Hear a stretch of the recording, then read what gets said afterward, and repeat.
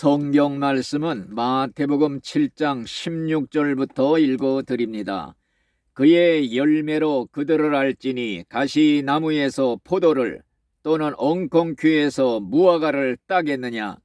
이와 같이 좋은 나무마다 아름다운 열매를 맺고 못된 나무가 나쁜 열매를 맺나니 좋은 나무가 나쁜 열매를 맺을 수 없고 못된 나무가 아름다운 열매를 맺을 수 없느니라. 아름다운 열매를 맺지 아니하는 나무마다 찍혀 불에 던지우느니라. 이러므로 그의 열매로 그들을 알리라. 나더러 주여 주여 하는 자마다 천국에 다 들어갈 것이 아니요 다만 하늘에 계신 내 아버지의 뜻대로 행하는 자라야 들어가리라. 아멘. 이 시간에 저는 열매를 맺으라는 이 주님의 말씀을 잠시 생각해 보면서 은혜를 나누고자 하는 것입니다. 하나님이 우리를 선택해 주신 목적이 무엇인가?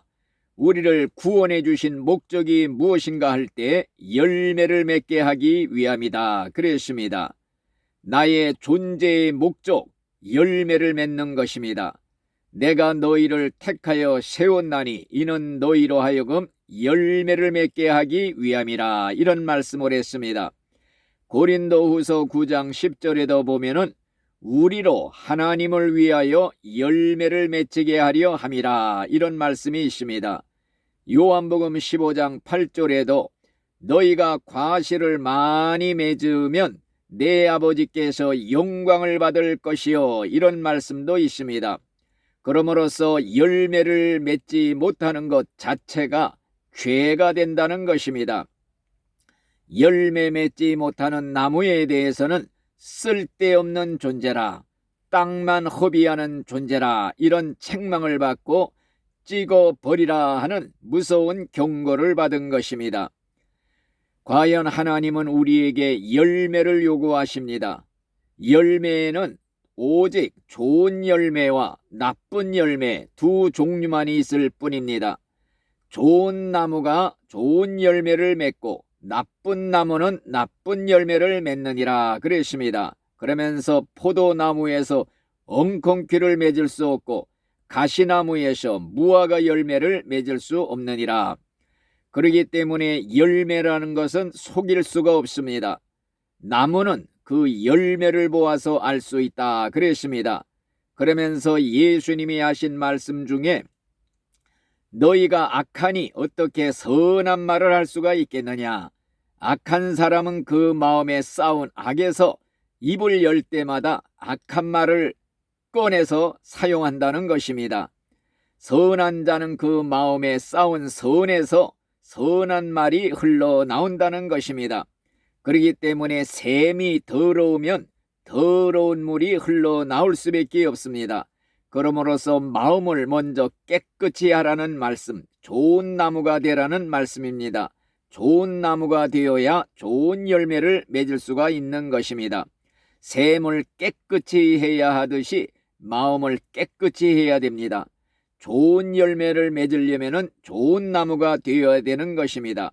좋은 열매 맺지 않는 나무는 찍혀서 불에 던지우리라.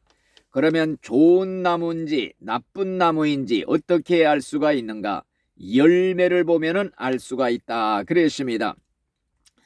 열매는 근본적으로 두 가지의 열매가 있습니다. 첫째는 성령의 9가지 열매, 둘째로는 육신의 열매, 두 가지가 있습니다. 성령의 9가지 열매가 무엇인가? 사랑과 실학과 화평과 오래 참음과 자비와 양성과 충성과 온유와 절제라. 이런 말씀이 있습니다. 그러면 육신의 열매는 무엇인가?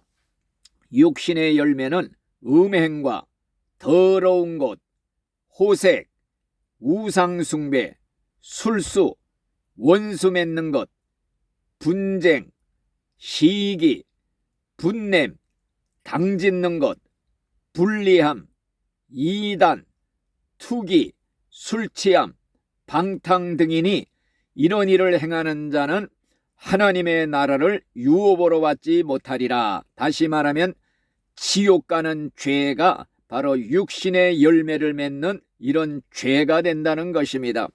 그러므로 우리는 성령의 열매를 맺어야 됩니다. 성령의 열매를 맺는 비결이 무엇인가? 첫째로는 육체와 그 정욕을 다 십자가에 못 박아 죽이라 그랬습니다. 내가 죽어야, 옛사람이 죽어야 성령의 열매를 맺힐 수가 있는 것입니다.